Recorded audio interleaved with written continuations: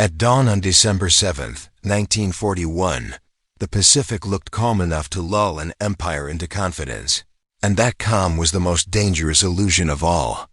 War did not arrive at Pearl Harbor with a warning shot or a declaration carried by diplomats.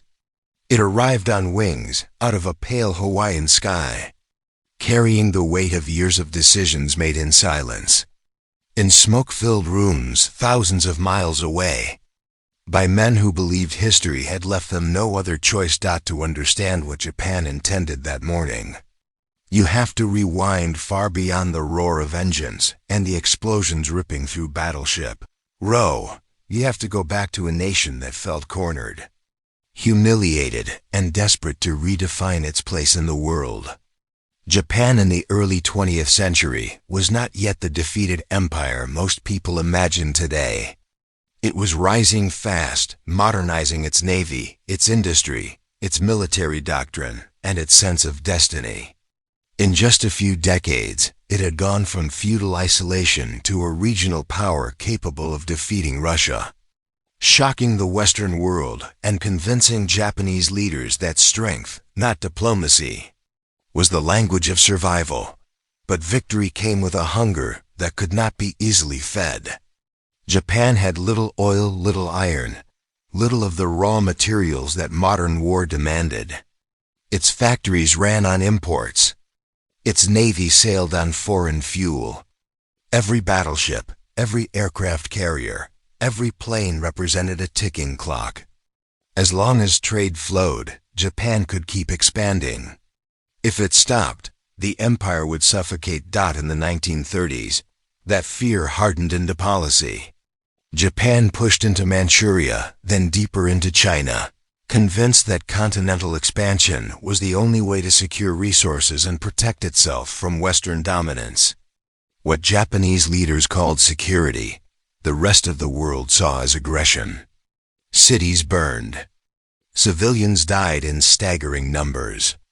And slowly, the United States, still officially neutral, began to see Japan not as a distant rival, but as a threat to the balance of power in the Pacific. Washington's response was cautious at first. Diplomatic protests, economic pressure, moral condemnation. But by 1940, patience ran out. The United States froze Japanese assets and, more importantly, cut off oil exports. Overnight, Japan lost access to about 80% of its fuel supply. For the men running the Imperial Navy, it felt like a noose tightening around their necks. Inside Tokyo, the debates were brutal. Some leaders argued for compromise, for pulling back in China to restore trade.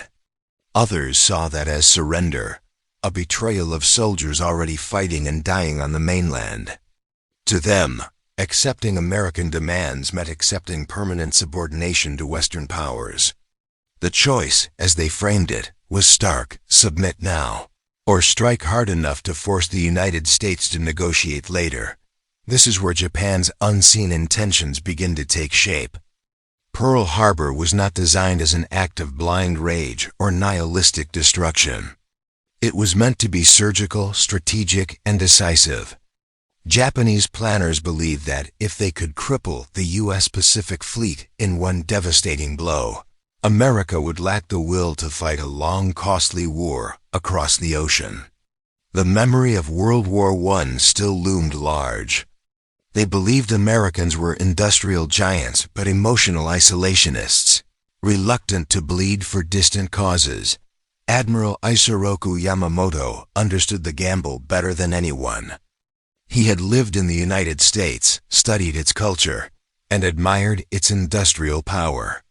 He warned his government that Japan could run wild for 6 months, maybe a year, but after that, the full weight of American production would be unstoppable. Yet when ordered to plan the attack, Yamamoto committed fully. If war was inevitable, he believed, then Japan had to strike first, and strike so hard that the enemy would hesitate. What Japan intended was not conquest of Hawaii, not occupation, not annihilation. The goal was shock. to send a message that the Pacific was no longer America's backyard, and that any attempt to interfere with Japanese expansion would come at an unbearable cost. Pearl Harbor was chosen because it symbolized American naval power in the Pacific. Destroy the fleet, and the road to Southeast Asia would be open. As diplomats in Washington continued talks, offering last-minute proposals and counter-proposals, the Japanese carrier strike force was already moving. Radio silence cloaked its advance. Sailors were told they were on a training exercise. Many did not know their true mission until the fleet was deep in the Pacific. Letters home were delayed. Doubts were buried beneath discipline. On the morning of the attack, pilots climbed into their cockpits carrying photographs of their families and, in some cases, ceremonial daggers. They had been told this strike could decide the fate of the empire. Some believed it. Some were terrified. All of them understood they were crossing a line from which there was no return.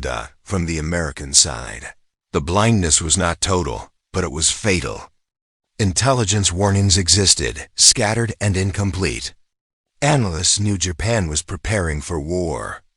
They just expected the blow to fall somewhere else. The Philippines, Malaya, Indochina, Hawaii seemed too far, too bold, too risky. That assumption, more than any single failure, made Pearl Harbor possible.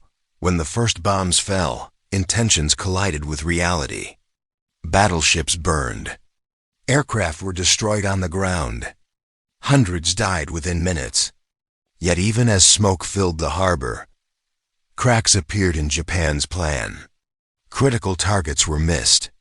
Fuel storage tanks remained untouched. Aircraft carriers, the true future of naval warfare, were not in port. Japan had intended to break America's will. Instead, it shattered American restraint. What Japanese leaders failed to understand was not American capability, but American psychology. The attack did not inspire fear or negotiation. It ignited fury, unity, and a resolve that erased decades of isolationism overnight. In Tokyo, initial reports sounded triumphant. Losses were light. Damage was severe. But beneath the celebration, unease lingered. Yamamoto reportedly feared that all they had done was awaken a sleeping giant. He understood that the real battle would not be decided in a single morning, but in factories, shipyards, and training fields stretching across a continent. The unseen intention behind Pearl Harbor was not madness. It was calculation shaped by desperation. A belief that a narrow window existed to reshape the world before economic strangulation set in. A belief that honor demanded action over compromise. And a belief, tragically mistaken, that America would choose peace over pride. For the sailors trapped inside burning ships. For the pilots diving through anti-aircraft fire. For the families who would soon receive telegrams instead of letters. Intentions meant nothing. History moved forward in fire and steel, indifferent to the reasoning that set it in motion.